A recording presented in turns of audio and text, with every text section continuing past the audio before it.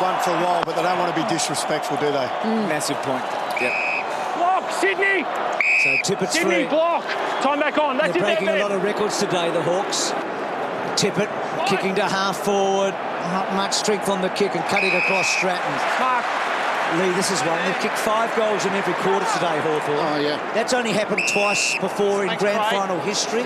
Richmond, unbelievably, when they lost against Carlton, and Geelong in 2007. So for only the 3rd time ever has a team managed to kick 5 goals in each of the 4 quarters, and Hawthorn the 3rd team to do it today. It's been a remarkable effort on the back of some brutality early, I reckon, in terms of aggression and want, and all the skills on display. And Hodge and Mitchell, and now Birchall. On the wing, Birchall, barely the 15. Burgoyne, who got their last goal. 1 of 21. Hodge, well, just hasn't stopped and maybe has overshadowed all his teammates now in the race for Norm Smith. Now the Hawthorn supporters are up when Hodge got the ball. Yeah. They're casting their vote. Close to the boundary line. McGlynn slapped it forward. 2 former Hawthorn players combining there. Kennedy down towards half-foot. Wonderful courage by Stratton, who's going to get a free kick. Well, that's the sort of stuff that would please Alistair Clarkson, knowing they've played the game out, they've won the quarter at this stage, they've extended their lead by 9 points, and they're playing to the very death of the game. So impressive. Hodgie short, Kennedy. Well, his grandfather will be happy at least. Jetta with a long bomb. Birchall reading it pretty well. Looked hurt early in the match, Birchall, but he's just swept so efficiently as he always does. Stratton to Birchall, and then Birchall to Gibson. 2 metres, play on.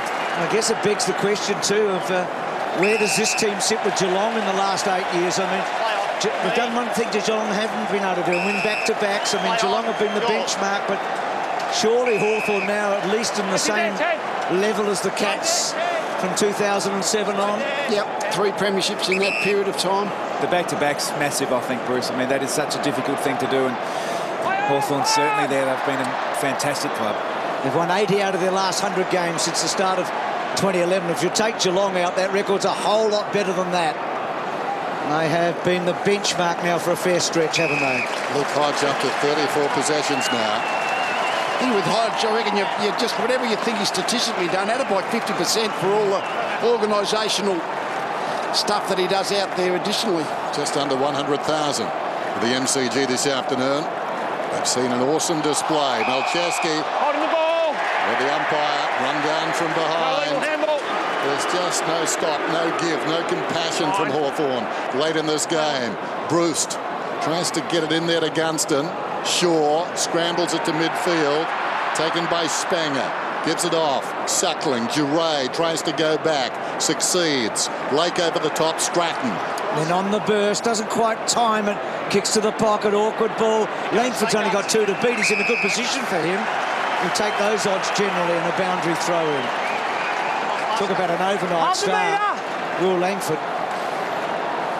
He's going to be a lot of youngsters getting his jumper on their back, I reckon, in the off-season. Burgoyne, a 3rd goal in the last quarter, not quite. And out on the fall.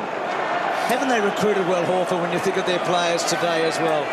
Well, the players they've got, half a dozen players they've got into the club since the 2008 grand final, has just been fantastic selective recruiting, but a lot of, because you're not getting many really early draft choices, you've got to get good value from lower draft picks and rookies, which they have. On needs basis, it's been absolutely brilliant. I mean, getting Gibson because he did such a good job at North Melbourne on Franklin, so he wouldn't have to play against him. Hanbury onto a loose ball on the outer side. Franklin just inside the boundary. Vacant goal square, nobody back. How will it bounce? Well, it comes back to Hodge like an obedient dog. Hodge, another possession, just measures the kick to Shields. That's it there, Harry. What do they say about defenders? Familiarity breeds defence. Well, the longer it's gone, the better this defence is gelled. An outstanding unit. Mitchell's got the football. We're down to the last 30 seconds in the 2014 grand final. Mitchell's one of 4 players 30 plus. That's never happened in a grand final for any team. 4 players over 30. High contact, Hawthorn. Langford takes advantage. They've had the edge all day. Ruffy's kicked 5. Burgoyne's kicked a couple in the last quarter. Hale's running hard. Burgoyne ball in hand. Belts it to full forward. In the last seconds, could Spanger do it? Couldn't quite. I think he was shepherded out of it anyway. But this great team, the best team of the modern era of the last 50 years, produces its masterpiece. They've never been better than this.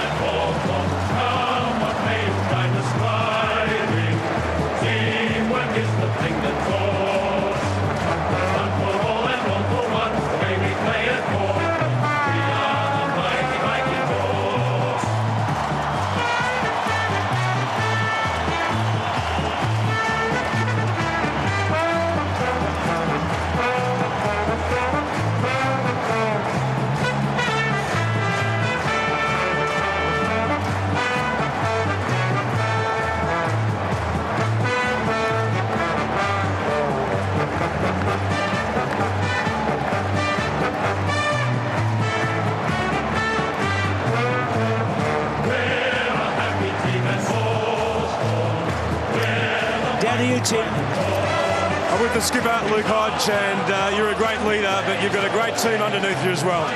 Oh, mate, I've got a super team I run it with each week. Had a bit going this year, which just goes to show that the blokes are asked to step up, they're more than capable. That's why I got the result today. Leading into the week, a lot of people to give us a chance.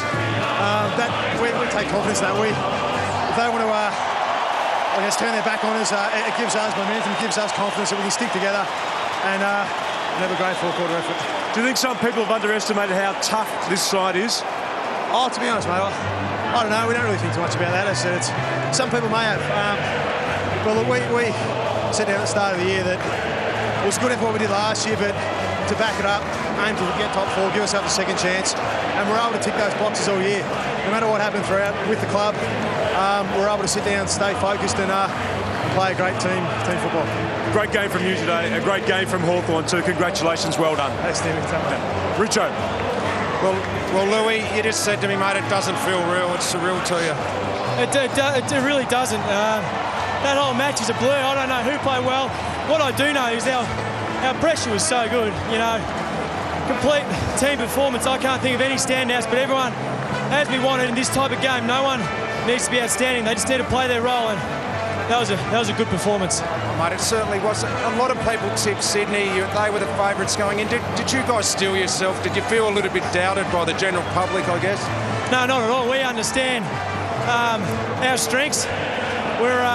We've been here for a reason. We've been here before. That's why we won the last year's premiership.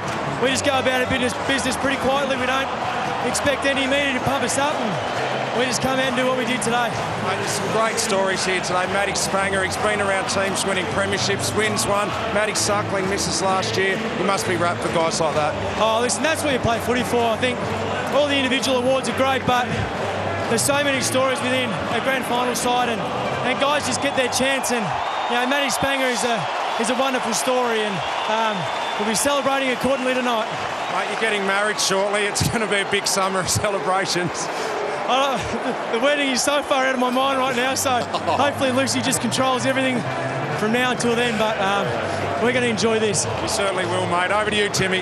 Well, I'm trying to grab Clarko here. He's just hugging Luke Hodge at the moment.